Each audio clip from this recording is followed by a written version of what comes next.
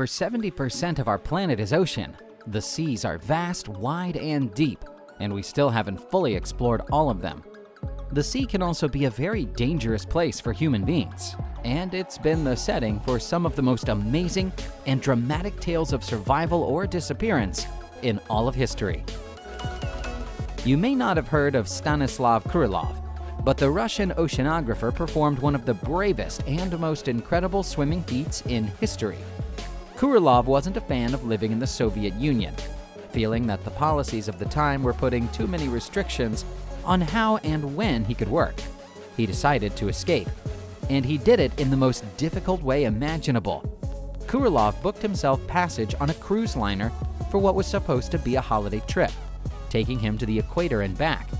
He surveyed the route, calculated which countries it would pass and how close, and decided to swim for his freedom.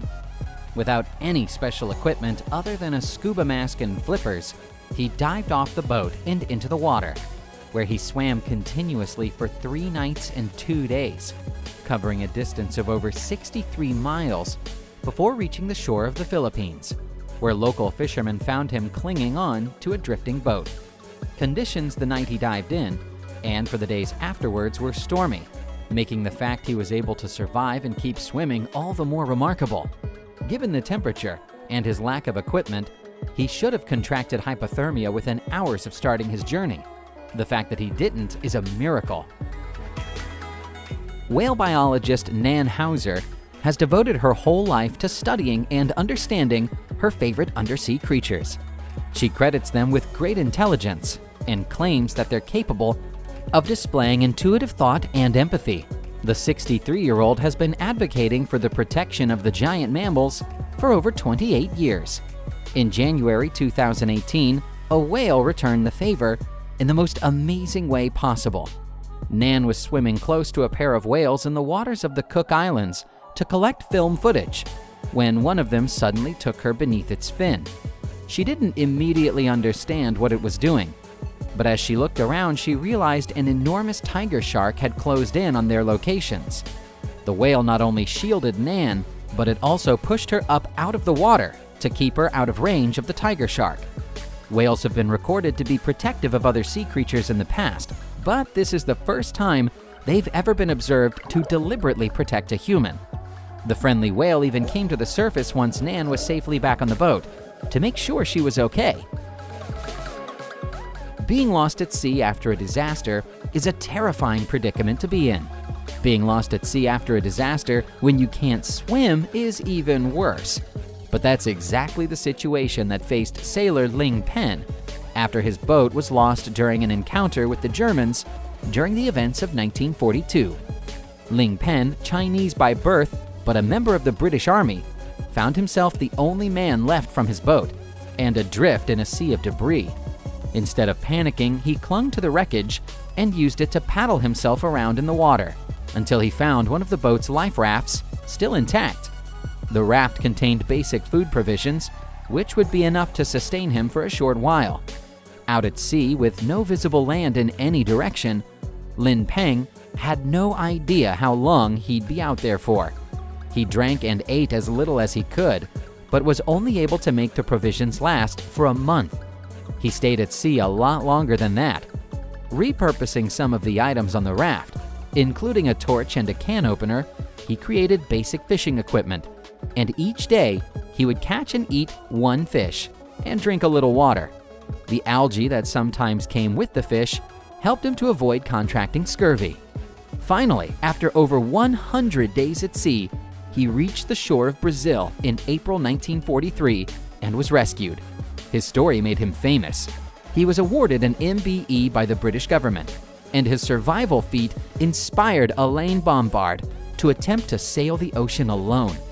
Lin Peng's survival strategies are still taught by the British Navy to new recruits to this day, and the movie Life of Pi was partly inspired by the determined sailor.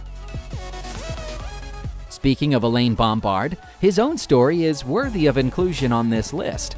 The Frenchman was already a known adventurer when he attempted his solo voyage across the ocean.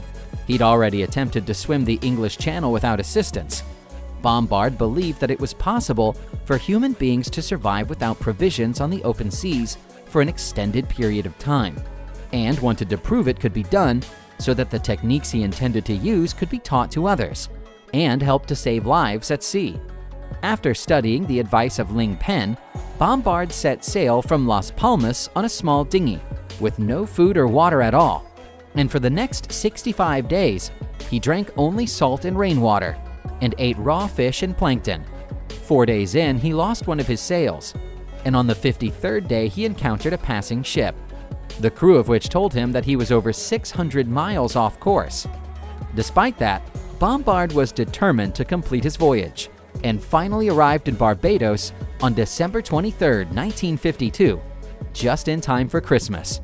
He'd traveled over 2,700 miles. He didn't fare quite as well as Lin Peng, who'd made it through his own ordeal mostly unharmed. Bombard had lost over 55 pounds in weight and briefly needed hospital treatment to restore his health.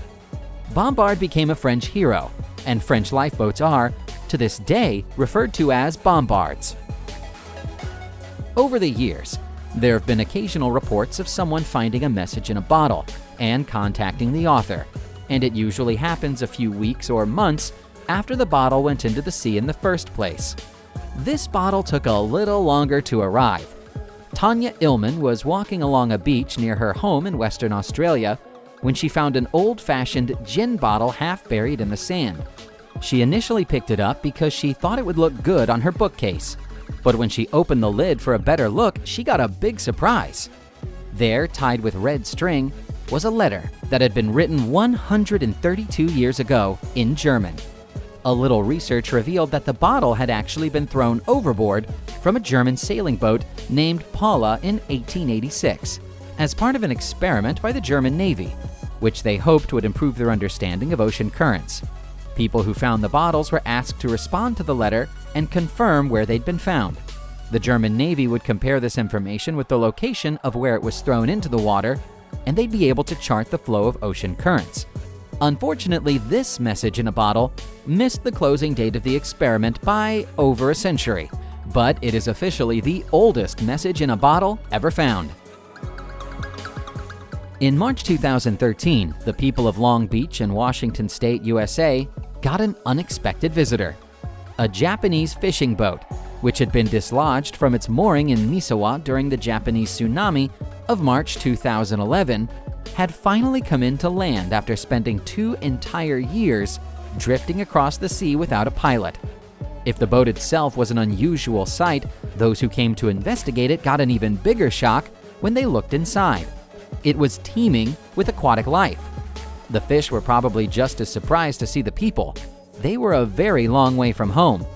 The hull of the boat had become encrusted with barnacles, crustaceans, and marine plants, which were all normally native to the Japanese seas.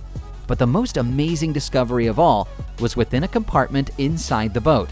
Somehow, 5 striped beakfish had been washed on board the boat, and the boat contained enough standing water to sustain them on their journey across the waves. These fish were complete strangers to Western waters, and special care had to be taken to protect both them and the local ecological system from contamination.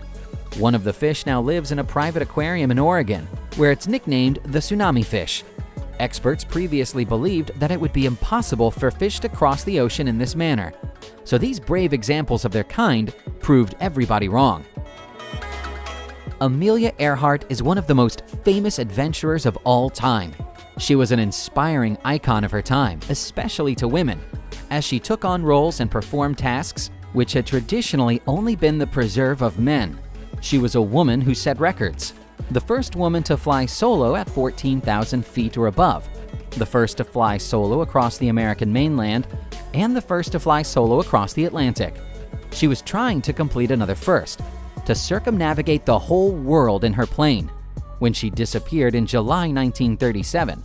What truly became of her has remained one of the greatest mysteries of our time, and as her plane has never been found, we may never know for sure. Many theories suggest that it came down in the Pacific Ocean, having got into trouble around the infamous Bermuda Triangle, whilst others believes she landed it safely on an uninhabited island, now known as Nikumaroro. but was unable to take off again. What she left behind was a legacy of greatness and achievement that was only enhanced by the additional fame that came with her vanishing act. The final chapter in the Amelia Earhart story might just be one more secret that the ocean intends on keeping. Subscribe to the channel and turn on notifications, and you will be the first to know when a new video comes out. Thank you for watching, and see you soon.